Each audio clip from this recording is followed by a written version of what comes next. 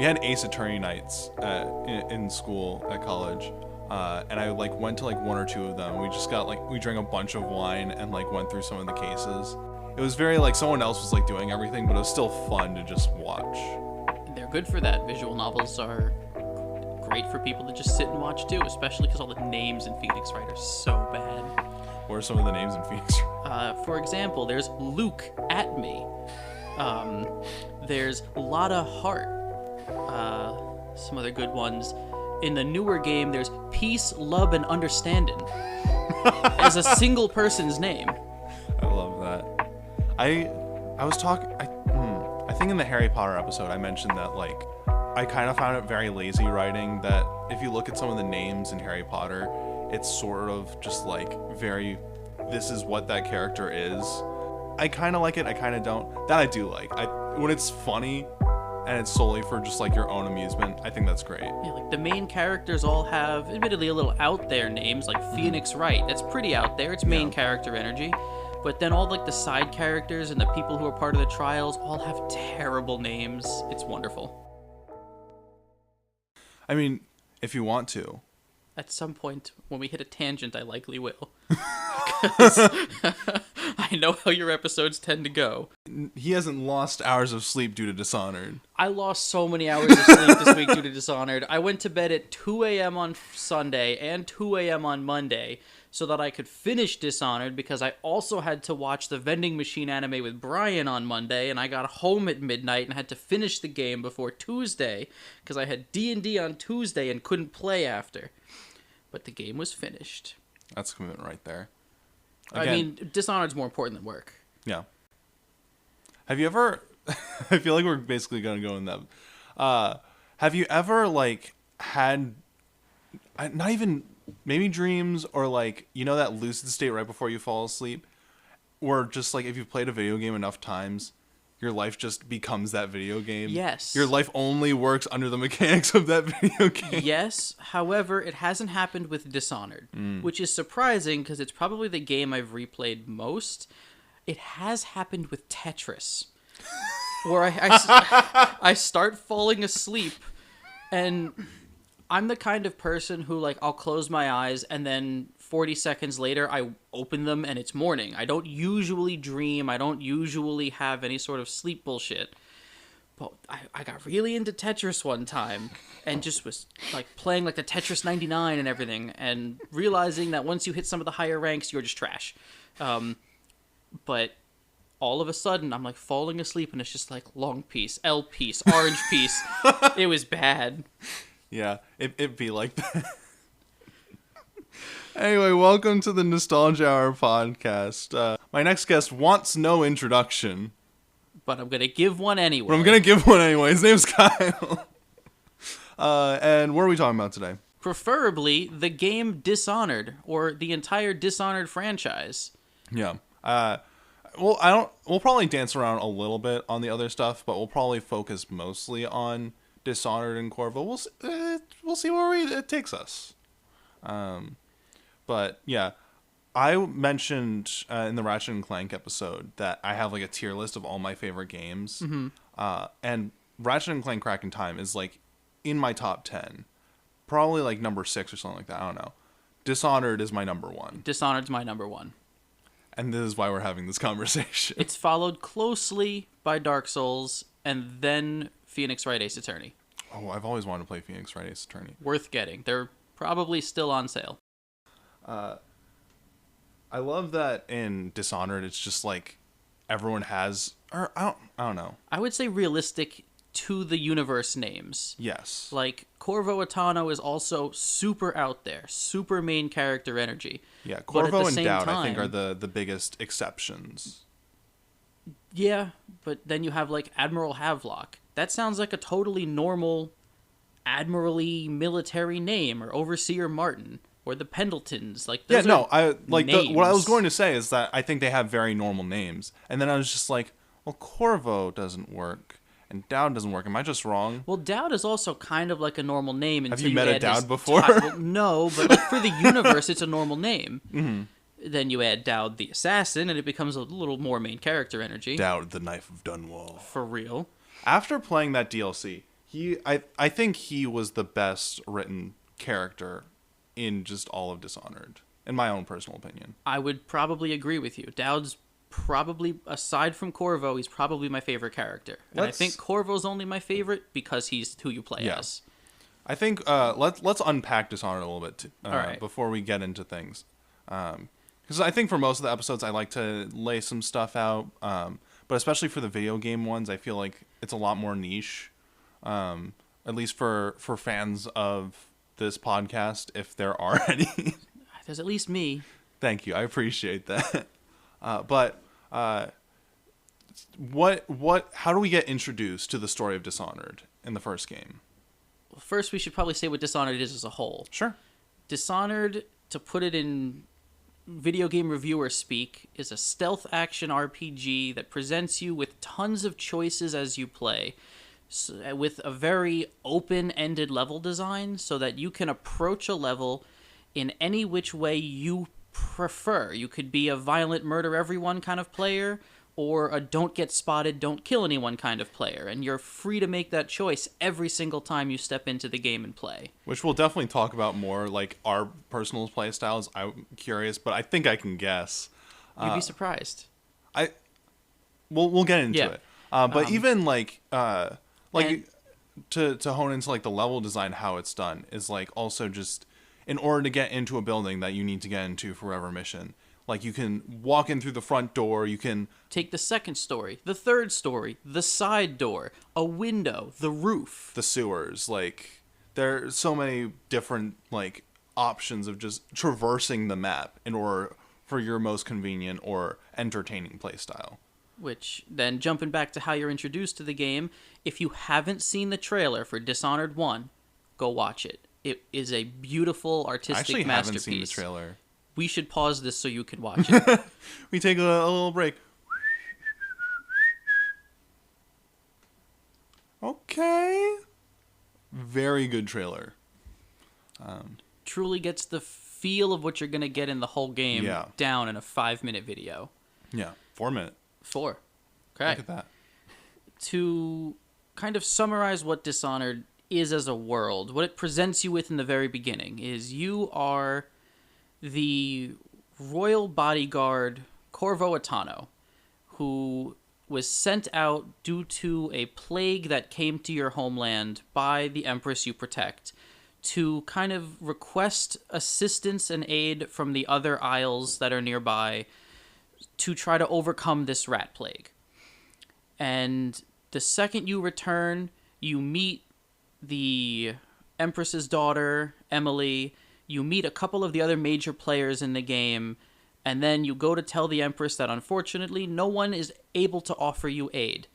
Seconds later, you are attacked, and the Empress is killed in front of you, and you are blamed.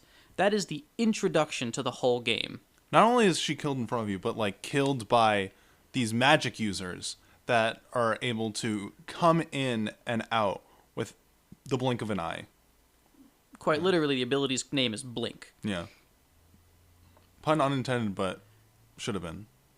You, pretty quickly after that, are shown you're in prison, about to be killed the next day. And the conspirators who organized the assassination are just pinning the blame on you. And I don't like from there, that's where the game really picks up. It's your first choice of freedom. You start the game after the initial like tutorial of the part before the Empress gets killed. And it's a prison break, y'all. And it's a prison break. An unknown assistant gives you a key to your cell to break out, and right away you're given a sword and the ability to go on a murder spree if you really want to kill all the people who kept you in prison. It's the first choice that you have, because you can either just like kill your way through, or you could like choke people out till they like fall unconscious, which takes a lot longer and takes a lot more of a methodical approach. But it also leads up to the ending of the game, which is the more chaotic or not chaotic you are, that determines how good of an ending you're going to get. And Yes, you can even What? Throughout all of the missions you play, it keeps track of how many enemies you've killed, civilians you've killed, how you've interacted with your targets of assassination. How often you've gotten caught. Or spotted, even. Yeah. And it factors all of that into like a chaos meter, high chaos, low chaos. And that will change the end of the game, but it also changes things throughout the entire game. Each time the chaos is high, you'll notice there are more guards, there are more plague-carrying and aggressive rats, there are more enemy types called weepers, which are people who are diseased, who are basically like rabid. They'll attack anything nearby that isn't a weeper. And I think what's really cool, at least for the first game, it's sort of like there's a logic to it where because there are more people dead, it's like feeding into the plague, and because more guards are dead, they need to like up their staff and things like that. So it adds to like it seems like a very thought out structure of a game. And this doesn't really do the justice that it truly, like the freedom you truly have to play it and experience this chaos system. I've played through 5 or 6 times now of just the first game to try to feel every different play style out. I think what the trailer reminded me of is just like how cool it is that you get to just like run on roofs and stuff like that. Yes. Okay. Okay. We're jumping around so many places. I feel like we didn't even we went to the beginning and then jumped to the ending, and we've done. Well, I didn't say what the ending is, just the fact that like but like because I want to save the ending for a little bit later on. Yeah. Because that's when we get into spoiler warnings. I want people to enjoy just like what we enjoy about the game, without feeling like they have to be like, oh, now I can't listen anymore, or like now I don't even feel like playing anymore because now it's ruined. Right. So yeah, but the first mission is this big prison break where you break out and you then meet the resistance against the people who are taking over after the Empress's death. Yeah. They're at this hub world called the Hound Pits Pub. You meet the few people in charge and an inventor who helps you design your gear, and the best character in the game, Samuel the Boatman. He is the best boy. As I was trying to figure out a segment for this episode, I was like looking up BuzzFeed quizzes of all things, and it was just like, oh, which character are you? And I realized it's kind of stupid because you can choose whether to be like a really good or bad person. What even are any of these characters? Like any main character can just be like whatever. The point I'm trying to get to is I got Samuel. I'm very happy about that. Well, because Samuel's the best. He just supports you the whole time. But yeah, absolutely. I'm just also like, what would I have to say to get Corvo? Because Corvo could be one of 2 very different people. I hope he wasn't an answer in the quiz. He should have been. I hope he wasn't. I hope he wasn't too, but also it feels like it defeats the purpose of having a personality quiz about Dishonored. Yeah, but Corvo's such a good boy or such a bad evil boy. Yeah, that's what I'm saying. It doesn't make sense that this quiz. Personality quiz exists to begin with. As long as you don't get Admiral Havelock. I hope they don't put in like all the like douchey people. Nah, you're gonna be the Pendleton twins. No! Oh, those are the douchiest. They are. They're not the worst. They're not the worst people besides the people they have enslaved in their silver mines. Again, I would like to make clear that I'm not supporting the Pendletons in any way. But just like there are a lot of messed up people. But they're the most insufferable. And that's what I wanted to focus on, the fact that I don't want people to think of me that way. So branching off of that, the characters in Dishonored. To continue on this tangent, Drats, which I know you're trying to get away from, I realized that I just said I'd rather be an awful person than an insufferable one. Wouldn't we all? At least terrible people often have friends. Insufferable people are lonely. You know what? We stand by. That's the official take of the nostalgia. That is not the stance I would like to take. I would rather be a good person with friends. No. I'd rather be Samuel the Boatman. This isn't an option, Kyle. I either are insufferable or an awful person. You can't have your cake and eat it too. Especially not in the Dishonored world. Absolutely not. You can't have cake or eat. You eat all the time. If you're in, like, the upper region or whatever. If you take health damage. Oh, that's true. There is just, like, a lot of food lying around that you just sort of gobble up. It could be disease-ridden, but whatever. Yeah. The game doesn't think about that. You can also eat rats if you really feel like it. You can eat rats? There are bone charms that say you okay. can eat the white rats, and they give you health and mana back. Ah. If you really want to be gross. Anyway, you were trying to get us back on the right track, and I will now allow you to do so. So to go on a tangent. Okay. But actually being on track, the characters of Dishonored, I feel, are really what sell, like, part of the game is the characters. The other part is the world building itself. But focusing on the characters first, every character except for Samuel sucks. Yeah. None of them are good people. Even your allies, they all have vices. They all have problems that they are struggling to overcome, and they're all bad people, which is part of what the world of Dishonored shows you is it sucks. They discovered this new energy source called whale oil, which requires the essentially eradication, the capture, torture, and killing of these whales that exist in this world. And it creates this energy source that can be used to, kind of like electricity, to make electricity, light buildings, used in firearms too, actually. They use it, fun fact. But it's essentially this brand new power source that is revolutionizing the world, bringing it into a new oil-based industrial revolution. They And also make for great explosives to throw at people. Oh, they're so good as explosives.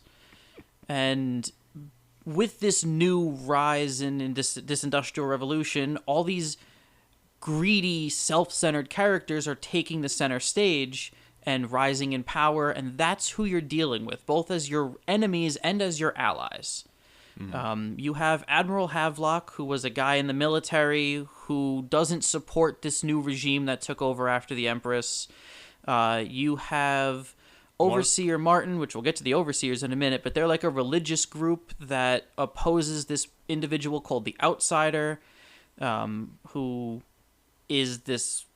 We'll cut this. The Outsider is like just the linchpin of the Dishonored universe. Yes, which is he's his own little... Yeah. You have Lord Pendleton, I forget his first name, who is... He's either a triplet or he's the younger brother of the Pendleton... I think he's the younger brother of the Pendleton twins, who is kind of like your in the nobility world. He he knows people. And then you have Piero the Inventor, or philosophist and inventor, who's another one of your allies. He's like your person who creates gear and items for you. And then you have a couple other people who just work at the Hound Pits pub who are less important, but those are the major players. Yeah. And each of them sucks in their own way.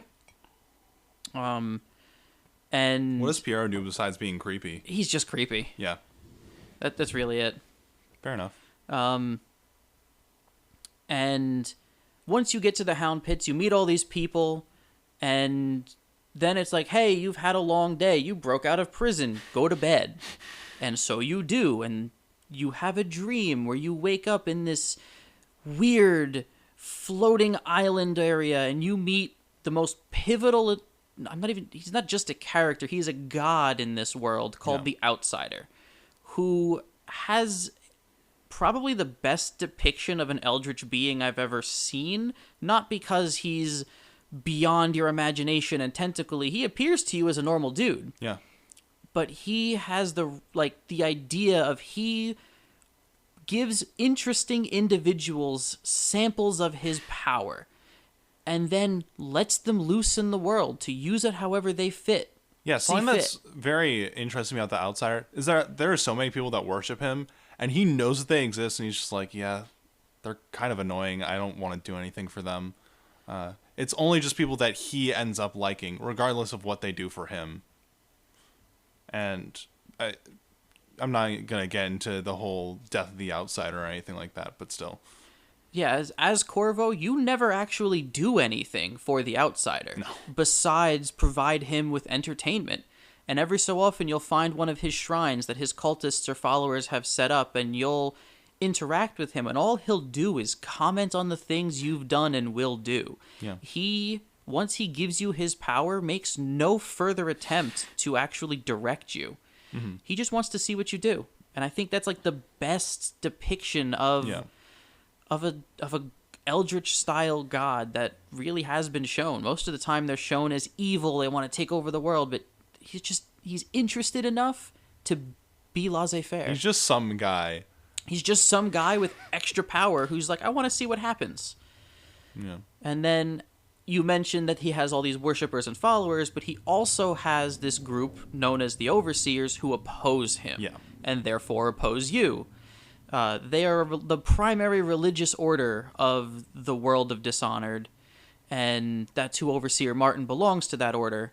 Even though I think he knows you have these powers, he still works with you. Yeah. It's never really clear if they know you have powers. I mean, he was hired because he was just like very talented. Yes, and because he was in a position where, spoiler, you defeat the previous High Overseer and he takes over because he's in a position to. Mm-hmm. So he's still with you, even though you have these powers, even if he doesn't know you have them. It never is truly clear if they know you have powers. Yeah. I as much as they are important players, I've never really cared too much about their stories. No, they. I was like, I love Dishonored for the story, and that's why it brings itself to the number one spot in my like whatever. But the thing that I really care about when I play Dishonored is the powers. The powers do sell the whole game, because honestly, the story of Dishonored is very simple. You were betrayed, and you were granted powers by a god, and can now get justice in whatever way you feel is appropriate. It's a very straightforward story. And then it's just like filler of like pretty cool missions. That's what the real love of Dishonored is the missions and the level design of the missions to use with your powers is phenomenal. What was your favorite mission? Okay. So, having just replayed it, I think my favorite mission is... See, I was prepared for this. You're like in the car. Okay, if he asks this, I'm going to say this. Oh, okay. No, but I don't... See, I think my favorite mission is the Lady Boyle's party. That's what I was going to say as well. I just love the dichotomy between being out on the streets where there's weepers, where there's, like, poor citizens who are, being oppressed and shunted to the side, right next to this expensive, extravagant party at these rich sisters' mansion. And you start on the streets and you have to break into the mansion one way or another. Yeah. And once you're in, you have to do this puzzle game of figuring out which of these three sisters, who are all dressed in identical costumes of different color, is your assassination target. Yeah. And it's the most where you feel like a spy in the games, which the whole time you're like a spy, assassin, magic person, magic demigod maybe, which is all like what makes it really cool. But I think that one, it feels the most spy-like, and I think that's cool. However, I think my favorite level of all the games is probably Jindosh's mansion in 2. Is that the one where That's you the time one where travel? you pull the levers and it switches the whole mansion around? Oh, yes. I do love that one. That was so good, which in Dishonored 2 also, the one you were talking about with the time travel one, where you can switch between. Fun fact on that one, they created the same level 3 times and stacked them on top of each other, so when you would switch between times, all you did was pop from one level to the other. That's cool. Oh, okay. I guess that makes sense. Well, it does make sense, but it's just interesting knowing about like the design, like background aspect of it. But yeah, no, Jindosh's, it felt like you were in a labyrinth. Yes. And then the enemies presented in that one, for really the first time, the robotic enemies are shown in that one, and they're so rough the first time you fight them. I don't like to think about the robotic enemies. I know how to sneak up behind a person when they're turned around and just... Just get really good at using rewire tools. But back to focusing on the first game, because the second game is a whole different can of worms. Yeah. Lady Boyle's mansion definitely felt like the most spy, because the first floor of the mansion is like the party. It's where all the guests are, the food's set up. The second floor of the mansion is their private residences. It's where their rooms are, and that's off limits. There's things called walls of light, which are these giant electric pylons that if you walk into them, it just kills you. You just die. That block access to it. And it makes it great for like sectioning off the game too, because it's like you'll be in like one area of the map, and then it's like you have to get through this wall of light one way or another in order to make it in the next part of the map. And the way to get around these clearly obstacles is you have so many options, which is again part of why the level design of Dishonored is so good. You can usually there's like a side alley you can climb up and go around, or you can use your power of possession to take over the body of one of the bad guys who have the ability. The system is wired so that they're allowed to walk through the devices that are theirs. So I never thought about using possession to get through. Oh, wait till I blow your mind with the next one. Okay. Stop time. If you use stop time works for that? You can just walk through walls of light, and you can walk around arc pylons. Okay. I wish I experimented more in Dishonored. I was a very one-trick pony. I liked my certain things, and I also, because certain different magic things requires different amounts of magic use, and like you gain a little bit back. So there are a lot of like free magic things basically, and then there are ones that like if you use enough of them, you're going to need to find like mana potions basically. I didn't like doing that. I wanted to always be fully stocked, and I'll use them when I'm dead. The game has enough ways for you to regain mana using your runes and using the potions that I've started to get used to using my powers more. Yeah. Especially if you have the runes that say drinking from a water fountain restores mana. Yes, I would love Once that you one. find that rune, it's game over. Blow through all your powers and then just drink water 6 times and you're full again. Yeah. I think we're not exactly at the halfway point, but I think I'm going to break for our intermission. We'll do the segment because I think it'll be helpful for the rest of our discussion. Okay. And then we'll have a little bit more time at the end. Roger. Okay. Boop. And we're back. That was quick. I mean, I don't even know what to say. You should have seen. He went out and bought groceries in the meantime. We went to see a Broadway play together. It was very romantic. Yeah, it's a whole different day. So I was trying to think of like different things I could do for this episode. Which, oh no, it's not showing up on my thing. Is it because you're on airplane mode? It might be because I'm on airplane mode. It doesn't on my laptop though. That thing we're using to record? Yeah, no, that's fine. It's fine. Okay. It'll be fine. Okay, I believe you. If not, there just won't be a segment for this episode. I'll have to edit it out. Just get the other laptop in the house. That doesn't exist. Champ's We're not allowed to say Champ's name? Yeah. Okay. People know that I am a brother to Champ. We're in the same vicinity. Okay. I didn't know if people knew. That's fair. I'm doxing myself. Yeah, we're doxing you and Champ. Oh no, our rabid fans are gonna be all over us now. But so what I fell on for the episode is in order to take a deeper look at the powers, thought we would go through each of them one by one, and I wanted you to make like a tier list for them. Oh, I've never done this one before, actually. I've never thought about it. So I feel like I have some thoughts I'll probably contribute at some point.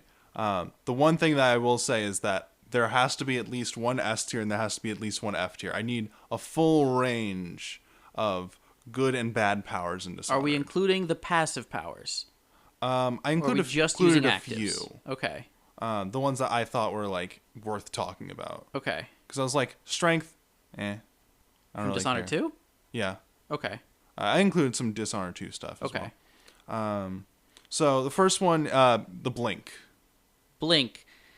What's the highest tier, S or SS? I guess that's up to you. Okay, if we go like... We're going to skip the letter E because it's not important. Okay. We go F, D, C, B, A, S. Okay. Blink, I got to put it... because I know what's going to be an S tier. Okay. Blink has got to be A tier. And just as a brief description of what blink is, even though we already said it. Blink is you have the ability to use a little bit of your mana to jump either a short distance or once you upgrade it, a fair distance instantly. And it also allows you to, if you point it at a ledge, you can climb the ledge as part of using it. Yeah. However, it's Dowd's Blink S tier. So that is the next one. Oh, okay, yeah. Yeah. Dowd's Blink is the same ability, but when you're using Blink, you stop time. Which is amazing, because you can just, like, look around. If, like, you're about to get attacked, I sometimes will just, like, trigger the blink so that I can, like, think and be like, okay, what do I do next? It's beautiful. Also, you can try to use it at the height of your jump and pause it so you can properly aim at a ledge. Yep.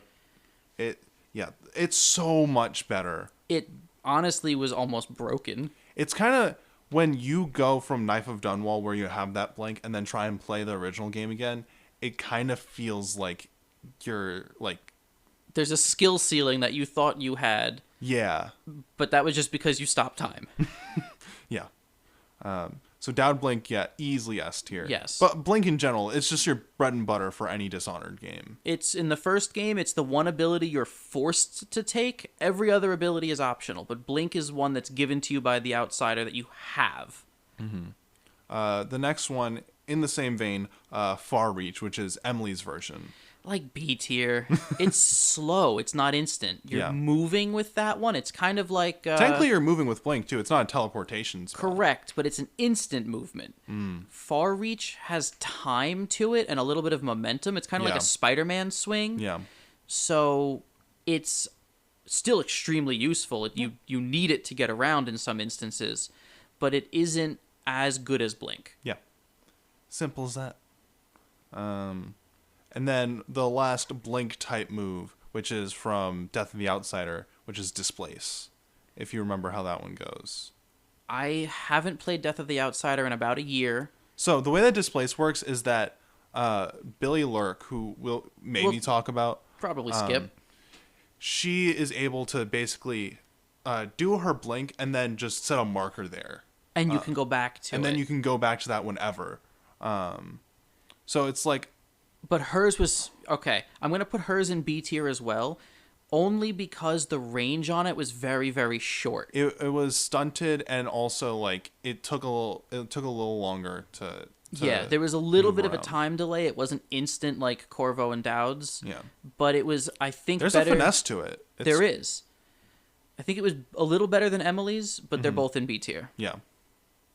And then once, I think if you upgrade it, when you teleport back, you can kill someone if they're in it. Oh my goodness. No, you just actually, because when if you teleport back to your original point and someone is standing in it, you are now standing in it, and they die and you take damage. Oh yeah, that does Yeah. sound familiar. Yeah. The next thing where you mentioned that blink is the only thing you have to take. I can't imagine not having this. Dark Vision? Dark Vision. Dark Vision, Game 1 upgraded S tier. Yeah. Game 2, C tier. That's fair. You don't get as much. It But doesn't highlight things in the world for you anymore. You don't get the coins, you don't get the pickups, and the range is much shorter in 2. yeah. Also, I find that the coloring in 2, like, It's it's all yellow and orange. In the first game, items are colored green, which I guess if you're colorblind still doesn't help. But they're... I mean, I'm colorblind. It helped me. Oh, okay, well, maybe then I'm wrong. I just assumed... It might be like different because everyone's colorblindness is a kind of different. Fair. Champ wouldn't be able to see anything. Anyway, Yeah. for Dark Vision, essentially you are able to change how your eyes see things, and you can see through walls, and it highlights people, items, and like everything. And it is... And it also lets you see enemies' lines of sight. In at least the first game. I in don't remember if first it's kind of in the second yeah. game. I don't think in the second game. It basically makes this stealth game fun and enjoyable because you can actually... You don't have to worry about like running into a room and immediately like having to reset your save file. It's also an insanely cheap power. They expect Yes. you to take it because the way you buy powers is you find runes in the world that the cultists have made. And to fully purchase and upgrade Dark Vision is 3 runes Yeah. in the first game. Yeah. Again, it's... Blink is your bread and butter. Dark Vision is this like Blink is bread, Dark Vision's butter. Yeah, You play the game there with it both. is. Yeah, I am always in Dark Vision unless I'm like in an open area. Have where you ever I can... figured out what they say? What he says when he uses Dark Vision? It's just. It's like 1,000 eyes. Is that what he says? No, it's not. That's just it's my headcanon. That sounds pretty good. I also forgot to add to my list. This isn't a power, but like you just have your like dead lover's heart. Yeah, the Empress's heart is mechanized and given to you, so you can find runes and Bone charms, bone which gives you charms. like added random abilities. You can have like 4 of those bone charm abilities at any given time. more once you purchase upgrades, but Yeah. yeah, so it just like, hey, here's the heart of the dead Empress. While you're holding it, you can see upgrade components, and also if you point it at someone and use it like an item, it'll whisper their secrets. Oh, that's I just did it like random times, and it's just like I think in the Watch first out, game it Corvo. just says things, but the second game you'll point it at people, Oh, okay. and if it's just a random NPC, it'll give you a random secret line, but a certain important targets have secrets that are said by the heart. Oh, that's really cool. Does he like have the heart the whole time, or between Dishonored 1 and 2, it's just like I no longer have my loved one's heart, which I think he loses it, because between 1 and 2, he loses the outsider symbol. I thought it was taken away from him at the start of the game. No, because at the start of the game, spoilers for Dishonored 2, at the start of the game, either you or Emily are turned to stone, and whoever isn't, the outsider approaches, and for Corvo, he says, you know, you gave up my mark. Do you want it back? And you have the option of saying no. Yeah, which I kind of don't like that decision, where like there's an option for you to just like not be able to take the mark, because I think you can still do the game style with just like refusing to do the powers. You But- can play the whole game in stealth without using powers. But I think Arcane and Bethesda acknowledging that forced them to make the game a little bit easier at times. The level design of 2 was designed so you could traverse the whole level without powers, but in doing so you had to confront certain things that like there's a distinct area where you had to go through an area of blood flies, which are flying aggravating mosquitoes. They're the worst, honestly. And not having the ability to blink around forces you through areas with enemies. Yeah. And really limits your ability to traverse this beautifully designed levels that expect you to have powers. Yeah. Anyway, we are doing a segment. Yeah, a segment. I forgot that was about a that. tangent on a segment, but relevant. Yeah. The next one, Ben/stop time. S tier. Ben time, C tier. Stop time, S tier. I would personally move it to just A tier, solely because it's like so short. I feel, and it's so expensive. So it felt You like get like 5 seconds of stop time, and in that I've killed 12 people. Once you upgrade the crossbow, it's an automatic crossbow. You just stop time, pew pew pew pew pew pew pew, and then you throw a grenade, and they all die. The fact that it also lets you traverse walls of lights and arc pylons, that does add a lot to the spell. it's like, oh, I can't progress forward. Stop time. Or there's enemies called tall boys, I believe they're called, which are yeah. dudes on giant stilts so that they are not among the infected populace who have flaming bow and arrows that shoot at you. Oh, I stop time. I blink on top of them. I stab them. Mm-hmm. It's a cheat ability. That's why it's S. I just I was not able to use it to cheat more. I feel like there are some situations where it's like I want to get in this room, get out without anyone noticing, and then I'd be like 75% through the room, and then it's just like, hey, who goes there? Well, you have to pair it with blink. Did I? Maybe that's where I went wrong. I don't know. This is called a skill issue. I will not be treated as such in my own podcast. It's too late. Anyway, we're doing a segment. Yes. That part of the segment. We're discussing the skill tier list. Similar to dark vision, foresight. It's a little different. Who uses foresight? This is Billy Lurk's power. Essentially, she basically goes outside of herself, and you can sort of like, you know, when you have like those cameras that sort of fly through the map. Oh. It allows you to sort of, and you can Right. go through like rat sewer Yes. things and stuff like that. I didn't use foresight really. I'll be honest. That game was so different from the first game. This 1.5, which is Dowd's DLC, it's like its own little game. Yeah. And 2, it has such a different feel to the game, even though it's definitely part of the game, the same world. It doesn't have power upgrades. It doesn't like what your powers are or what your powers are. Yeah. So even with the limited abilities of the powers, I didn't use that one really. So. Except when you had to use it to break into shops to get the key combinations. I don't think I ever thought about that. I was always like, how do I get into the shops? Yeah, it's like, what's the code for this door? Well, they wrote it on a note inside the shop that you have to use your third eye to go see.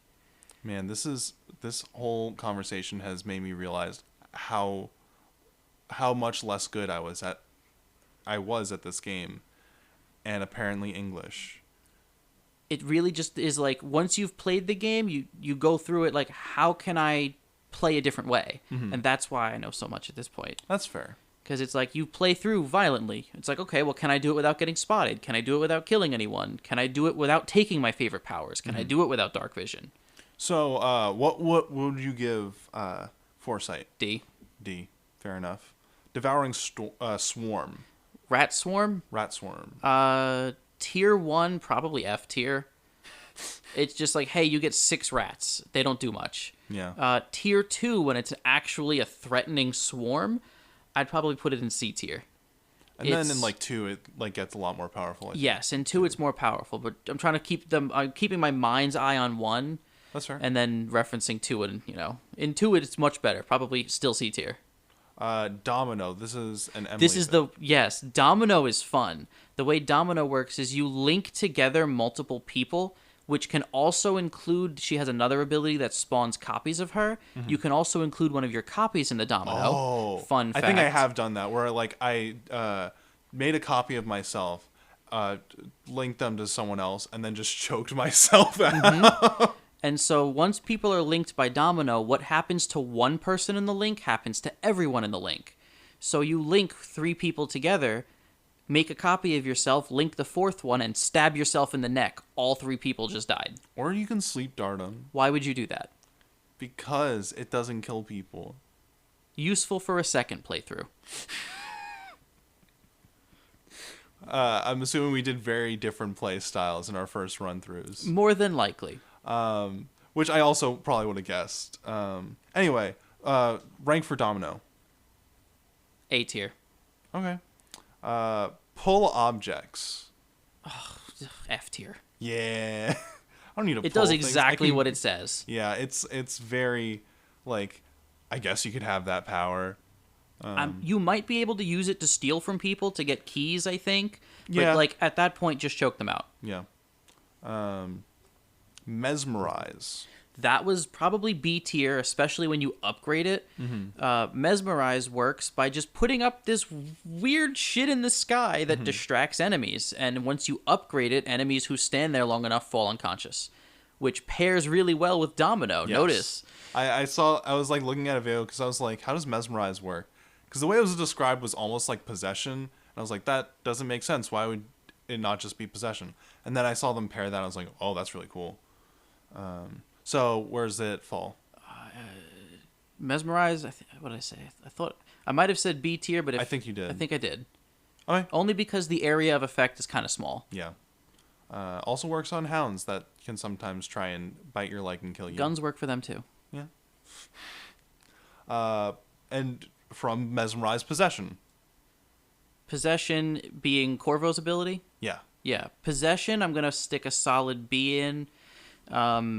It's also a very short duration ability when used on people. It does allow you to traverse around the electric barriers, and it disguises you, but it's not the most useful. Yeah. You can use it if somebody shoots a gun. You can then stop time, possess them, move them in front of their own bullet, and hop out.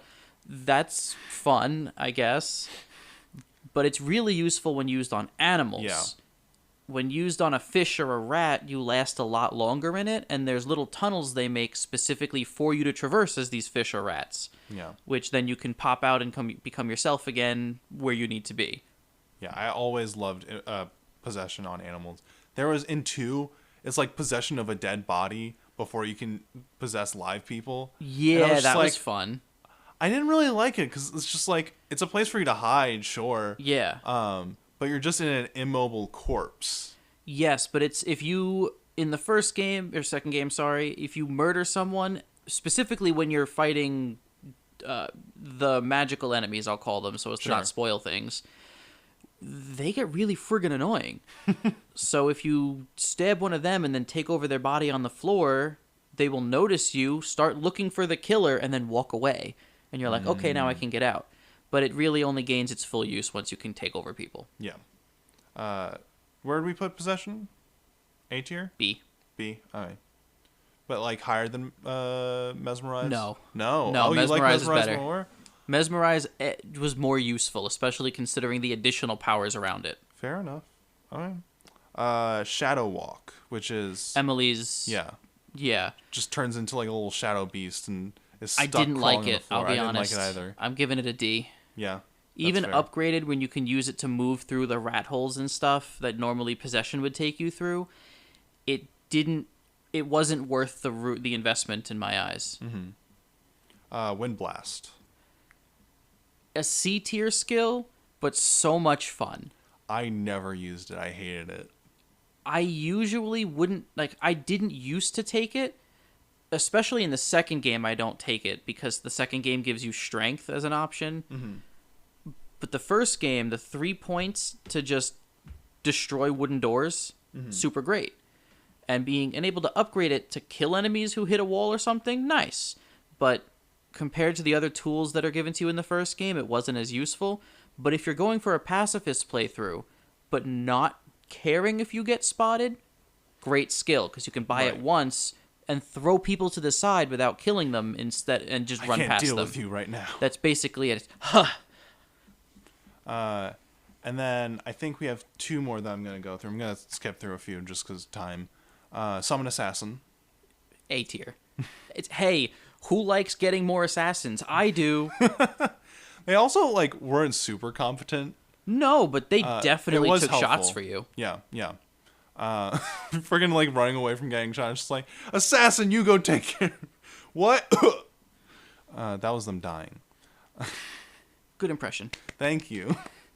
And then the last one is one of Billy Lurk's other powers, which is Semblance, where you can impersonate somebody else. That was super useful. Yeah. Of her powers, that's probably, I don't know if it'd be S tier, but it's at least A tier. I use that all the time, and it's super useful. There's a mission where if you copy a specific person... Oh, I remember that. I couldn't get... You can copy a specific person's face, and when you're mesmerized as someone, you also talk like them. And this person was a singer. So you say his song into his machine, which needs his voice to open, and you access his vault. Super useful. It was a very fun addition. I think all of Billy's Lurks were, fun, even if it was, not always practical or as useful or whatever. And realistically, it's probably a B tier skill. I just had so much fun with it. Yeah. Especially because after you mesmerize someone, when you look at their body, because it knocks them unconscious, it doesn't kill them, they lost their face. Their face becomes this white porcelain blank because you took it. But then the timer runs out and their face is just gone. It doesn't come back. That's Eldritch Horror. Always a good time. Anyway, that was our segment. I gave an F tier, right? Yeah. I think you gave 2 F tiers, actually. Oh, good. Okay, so I hit the requirements. Yeah. We can go back through them, but I don't feel like wasting the time. We got stuff to talk about. Passive ability, agility, A tier. Needs to be there. Have to say it. That's fair. Yeah. Agility was on the list, and I was just we'll skip through it. it helps you jump a lot higher, which is really good for Blink. And move faster. That's true. Another bone charm that I really like to get was the one where you can choke people out faster. In the second game, I think? No, In the first game. My last playthrough, I didn't find it, because bone charms are randomized between playthroughs. So you won't always find the bone charm that you'd like. But thankfully, I would usually find it.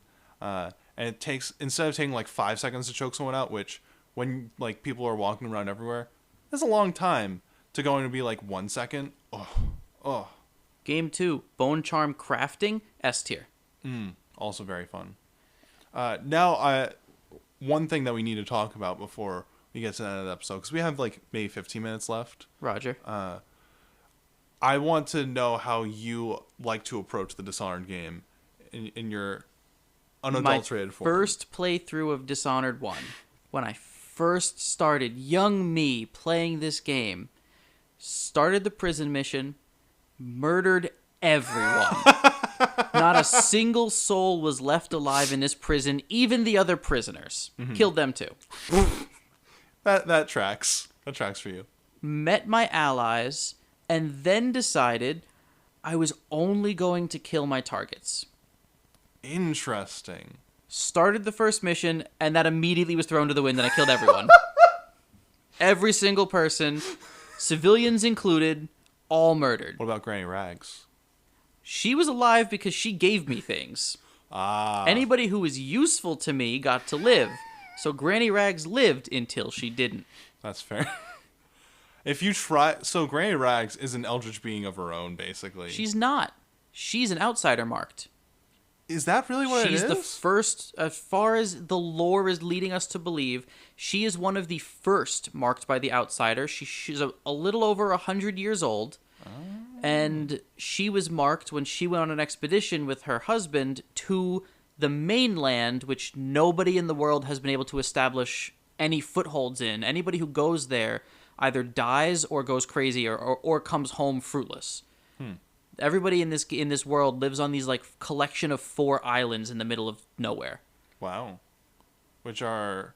Karnaka is coming to mind. Karnaka, Gristle, and 2 others. I don't remember. Cool. Not important. No. And the island's Pandysia, I believe.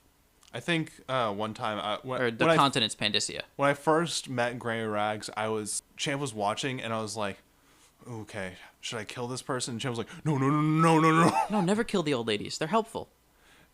First of all, she's very crazy. helpful, but you will die if you try and kill Granny Rags. Well, the first time you try to kill her, she becomes a swarm of rats and leaves. The second time you try to kill her, she becomes a swarm of rats and leaves. But then when you find her later in the game and you can't avoid her, she will murder you. Well, I think the rats also attack you. They though. also attack you, but you can smack them away. Yeah. But no, Granny Rags got to live. She was crazy and fun, and she asked me to kill people, so I did. Plus, the first time you find her, Be a nice young man and kill this person. Kill these suitors for me. Okay. Done. But the first time you find her, she also has an outsider shrine nearby, so it's how I knew she was connected and a friend. But no, everyone died. Every single person. Doesn't matter if they were just a cook in a mansion, they died. I walked out of a level and there was nothing to hurt me. You were the Undertale genocide route. I've never played Undertale. I would love But genocide route, definitely. Undertale is not maybe something I should go into today, but I started with the genocide route. It takes strong willpower to finish that genocide route, and a lot of skill. But I'd be interested to see how you'd be able to morally handle the genocide route. I probably couldn't today. Today I play very differently. Today I only murder guards. Civilians get to live. How benevolent. Well, they're just doing their jobs. But the guards are jerks. They shoot me. Yeah, that's fair. See, I was very non-lethal, but also it never occurred to me that I didn't have to take everyone out. My method of stealth is no one can see you if no one's around to see you. That was how I played the first time I got a Ghost Clean Hands run, which means nobody spots you and nobody's killed. The first time I did one of those, I was like, yes, every single person is knocked out. Until I realized, oh, no, I could just skip this section entirely and no one will matter. I remember one time I did like 1 or 2 missions where I just like ran through the map, shot the guy, ran out, and I was like, this game can be so much shorter than I'm making it to be. Yes. I spend a full day on any given mission because I'm just like carefully like waiting out guards to like turn around while they're like other guards turning around at the right time as well, and having to go back a save because someone spotted me, and I'm just like, like just so much neuroses in.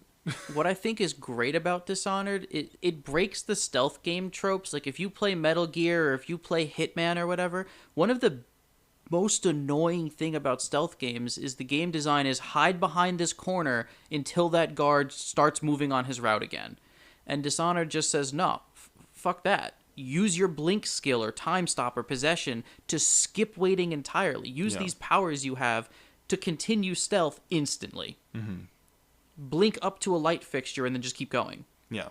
Which sometimes, you just have to do. But I was very patient when I played Dishonored, and I should not have been.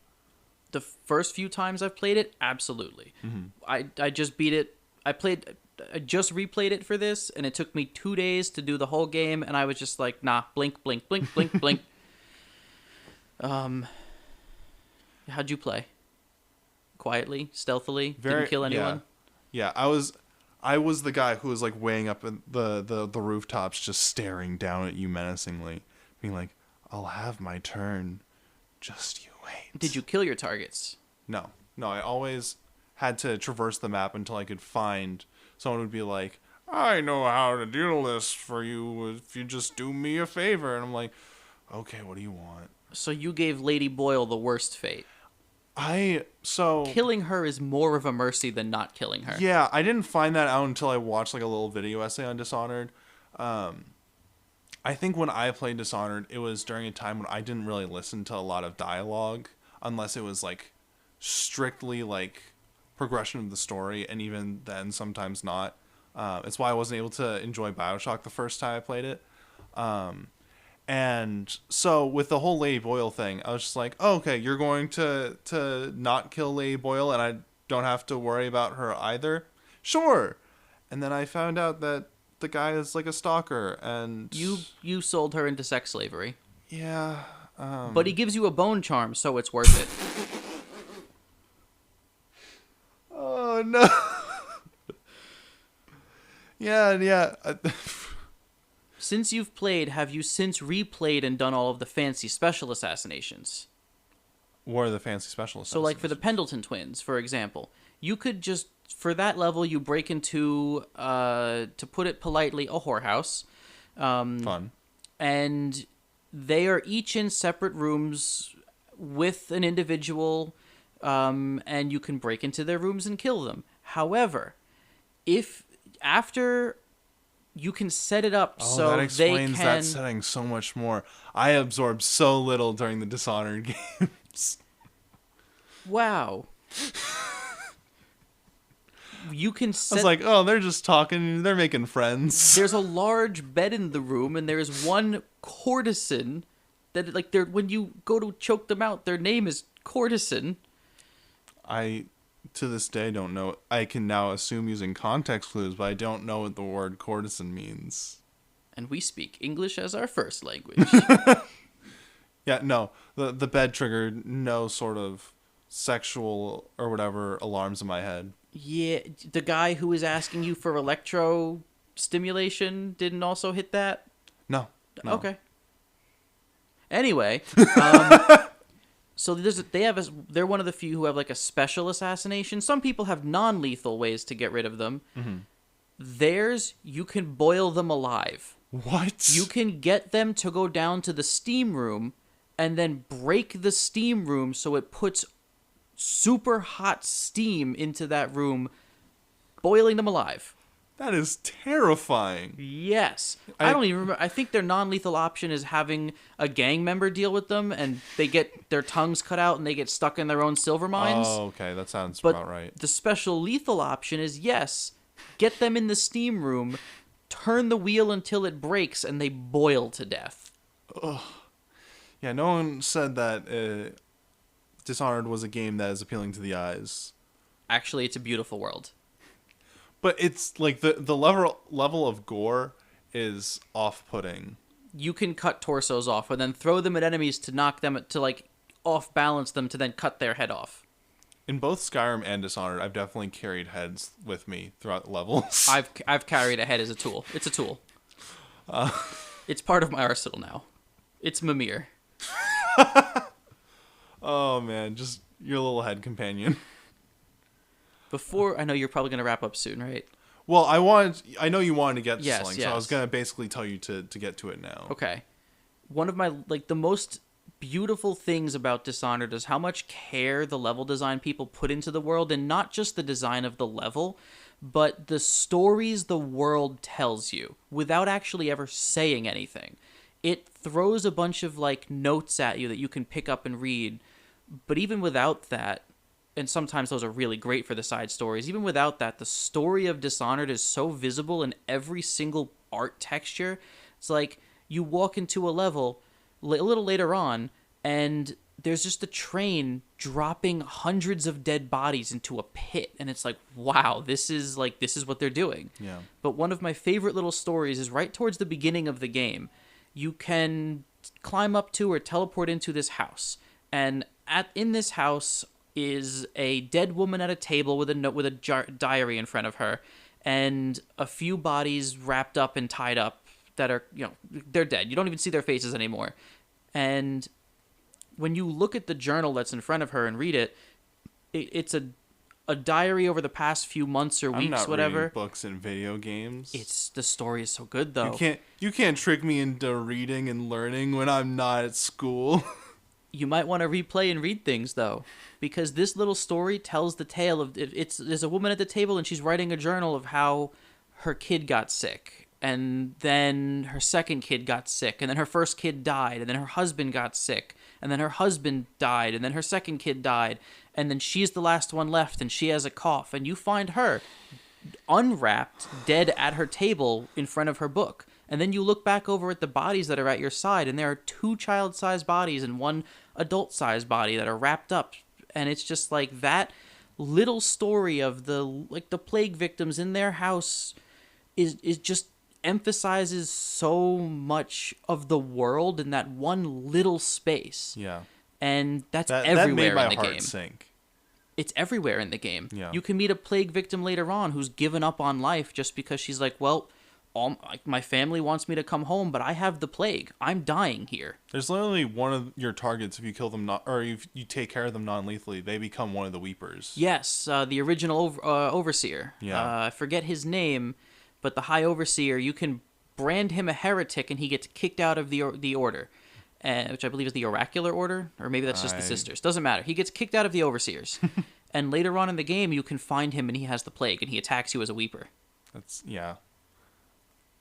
I'm not going to go into the morality of any of that, but it's a very grim game, despite how fun it is to play. It's so much fun to play. It's one of the few game series I've replayed multiple times. Yeah. I can't replay Skyrim. I've done it once. I will never play it again. I have trouble replaying Skyrim. And like some of my other favorite games, I love Dark Souls. Top 3 favorite game. I can't replay it. I've replayed it up to the halfway point, and then I stop every time. But Dishonored, I would take time off of work to play it again. And you might as well have. I basically did. I got 3 hours of sleep and then woke up to go to work. Worth it. I need to replay it. I really need to replay too. I only played it once, maybe like 1.5 times. If you replay it, either play it with me, like near me, so I could watch, or stream it, because I love watching people play it. It's just one of those games. I have an unlimited amount of time for Dishonored. Well, we'll plan sometime to just do a Dishonored 2 night, or I don't know. Night? You said you take a day to go through a level. That's fair. Oh, but you mean I get together for? Yeah. No, I'm with that. Some nights we'll, yeah. Yeah, and now that I've beaten Dishonored 1 again these last couple days, I have to go through the entire series. That's fair. That is part of the process. Yeah. And then I'll be done and I'll be sad it's over. Yeah, there is that sadness of just I no longer get to live here. Another great thing I love about Dishonored, and I'm just going on Dishonored-based tangents at this point. When the first game came out, it was so good. And this was like one of my first forays into like DLC content. Mm-hmm. I had bought a few before, and they were all like whatever. But the Knife of Dunwall and the Brigmore Witches DLC for this game truly felt like their own separate game, and they are so vital to the world, because if you don't play these two DLC, the entire second game, you're missing major information. Mm-hmm. And then the Death of the Outsider, which was supposed to be DLC for the second game but got a standalone release, is also doesn't make as much sense, because the characters introduced in the DLC of the first game permeate the next two games. Yeah. But also the levels of the DLC are so beautifully crafted, just like the first game. Like, there's true love put into this game. And like we said before, like, Dowd is such a great character. And he's, like, just a very minor villain character in Dishonored 1. My first playthrough, he is the only target I spared. Wow. I just love Dowd. That's fair, yeah. And it's because if you go through and listen to him and read his papers and everything, which you love reading, he's the only one of the individuals who conspired against the Empress who regrets what he did. Yeah. And it was like immediate regret too. Yes, I believe it was like almost instantly. In his DLC, I think he says when he plunged his blade into the Empress, he knew he'd made a mistake. Yeah. He's a very interesting character. I think how I want to end this episode is, if someone is listening thus far and is questioning whether or not to buy the game or any of the games, what would you say to them? I don't even know what Metacritic rated it. Ignore them. I am the ultimate decider here. This game is worth it. I would pay $100 for this game without the DLC. Wow. Yeah. This game has occupied enough of my time. I've probably put more hours into it than Skyrim, and Skyrim's huge. Yeah. But even if you don't want to play it, watch a playthrough of it or something. This game is probably the defining game in the stealth action genre. I would fully agree with that. And like we said, it's our number one game of all time. And I don't imagine it going anywhere. Unless they make a third one, which then would Can they even? I don't want to talk too much about like spoilers, because we've actually been able to avoid a lot of spoilers. But like, can they make a Dishonored 3? Technically, they already did. Do you know the game that came out for PS5? Oh my god. No, I don't. You play as Cole. Infamous? Nope. That's that. Oh my god. I'm blanking so hard. You are in a time loop. Deathloop. Ooh. Deathloop was made by the same studio, and at the very spoilers for the end of the game of that. I don't know if I want to know. It's not related to the game at all. Okay. But one of the things that they do is you can get into a duel with someone else, and when you do, they bring out a set of pistols that are the same pistols you have a duel with in Dishonored, and they say that they are an ancient pistol powered by whale oil. So Deathloop is a super futuristic world of Dishonored. That's cool. And it's kind of present because it has very similar powers, and am going to look into that, but also I would just absolutely love a Dishonored 3. I honestly, Deathloop, I don't consider it part of the Dishonored world. Mm-hmm. I would be okay with ignoring it. It's not canon. A Dishonored 3 is something I want more than anything. Yeah. Well, thank you guys all for listening. I hope you all have a great day, and I hope you all buy Dishonored and then continue to buy more Dishonored games. I hope you don't have a good day, but still buy Dishonored.